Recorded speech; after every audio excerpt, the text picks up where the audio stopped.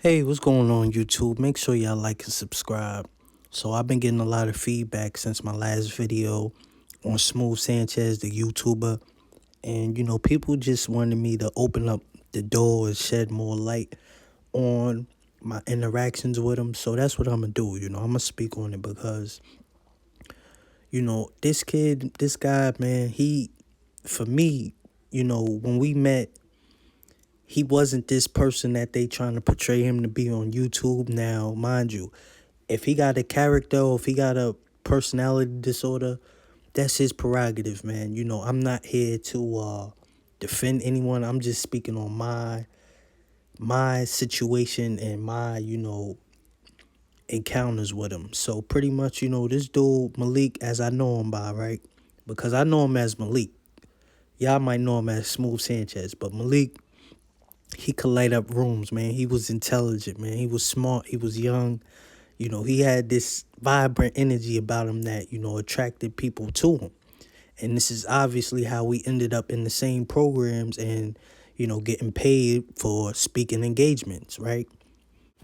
So when I first met Malik, we all, was in a group and pretty much we spent a lot of time together as a group and, individually, but not outside of the program. You know what I'm saying? In New York City, they got all these programs and they paying people from where we come from to join them. So, we put together this kind of class and, we had this narrative where we was like the freedom riders, we was the justice riders. Now, what he was doing outside on his own time, I'm not sure because, I'm a little bit older than him.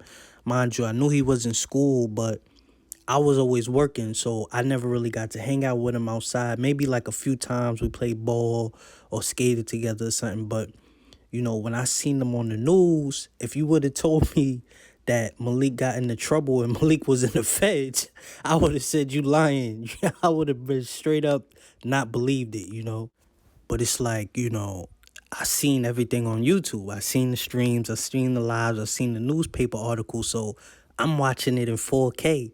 And I'm just as shocked, like I said, I don't know his background as far as if his dad's in his life. I know he got his mom, I don't really know his financial situation, but obviously coming from where we come from, strange things might happen. You might react different when you don't have the same resources that white people have. So, I'm not trying to defend his actions, but I do understand the narrative and the situation. But I do see that it's a certain severity to where, okay, this guy wasn't no killer, man.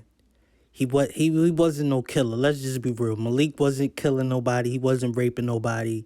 But he ended up in the feds for doing a prank on YouTube at that. So it's like, I think we kind of demonizing him a little bit too much. You know what I mean? He's just like a I Show Speed or like a Kai Senate. You know what I mean? Like dudes just trying to build up they network and build up they how can I say this?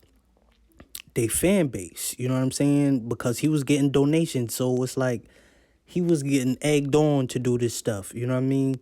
Like a dude like me, I made a GoFundMe. I did it the right way. I worked. I'm a tax-paying citizen, but nobody will ever donate or help me because I'm black unless I'm doing crazy stuff or unless I get with the fruity booty community. You see what I'm saying? So it's like I can't be, judgmental because, you never know if somebody's getting the proper mental health in which a lot of men in our age group we just getting ignored, man. Like nobody's paying attention to us, until it's too late.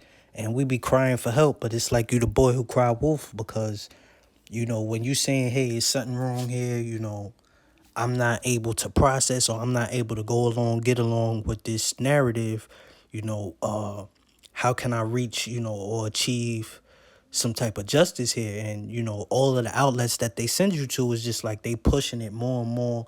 They forcing an agenda on us, especially in our communities. They just buying us out. You know what I'm saying? So it's no way to really get off that anger or that oppression that feeling that the world or that America is putting on you when we come here and we just trying to work and, enjoy our lives. So, it's a really dire need and situation, man, not to look down on us and, to make fun of people like this because, at the end of the day, if you're not releasing and you holding in all this energy, you're not working out, you're not being leaded and guided in the right forms and situations. I mean, a woman can't raise a man, man. That's just what it is. You know what I'm saying? Said you can't raise a man. Wonder why you act like a boy. Yeah, you all heard K. Michelle, man. They told you what it was, but y'all keep ignoring it, man.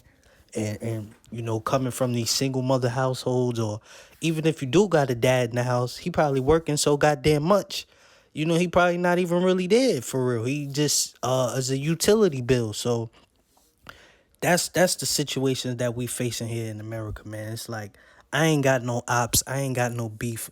My ops is the LG&E and the Duke Energy and the National Grid, the Spectrum.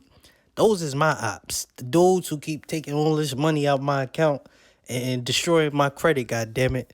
You know what I'm saying? Because it ain't no way to make it for a single dude out here, man. It's just like you could work till your feet is bloody, hundreds of hours a weeks, and they still gonna be trying to figure a way to clean you out and make you go bankrupt.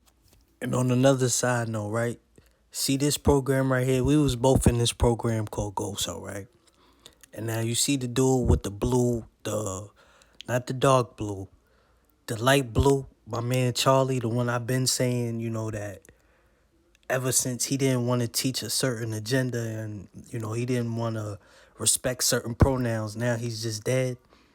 Something ain't adding up, man. Charlie was a bodybuilder just like me. He was a healthy dude, man. Somebody need to talk to me and let me know what's going on, man, because they just try to erase this dude and like they doing so many men out here, man. We just getting erased from the chapter, from the situation. But it's like, dude, I see the play. I see what's going on. My man was perfectly fine, perfectly healthy. I believe wholeheartedly that this program killed Charlie, man. Like, it just don't make sense. Dude was healthy. He was with Sway. He was taking dudes up to Sway. And even though they didn't want me to go up there because they seen the superstar that I was and that I wasn't playing along with the go along, like Kwame Brown said, I'm going to serve you this mama's cooking because how the hell Charlie just end up dead, man? And it's a lot of stories, about, I got a lot of stories and encounters about what happened up there in Connecticut. But it's like, I felt like, they sent him on a mission and he ain't go along and, he got his TV turned off. You know what I'm saying? Like, where's Charlie at, man? Did y'all help that man family? Did y'all pay for that man, services or whatever the case may be, his funeral? No, they didn't even acknowledge it. They didn't even feel, they just desensitized to the whole crap, man. And I ain't with that crap, man. If you a man, at the end of the day, you should be able to stand on your square and promote whatever it is that you want to promote. I ain't like, if you ain't poisoning the community, you ain't killing, you ain't raping nobody, okay, then what is so bad that you got to be monitored or that you got to be silenced? You know what I'm saying? So that's how I see that, they trying to go into this martial law, man. I don't want no dudes with finger painted nails fighting for my country, god damn it. I'm going to fight for myself then if that's what it's going to come down to. This is the reason why China and Russia is running all over us now.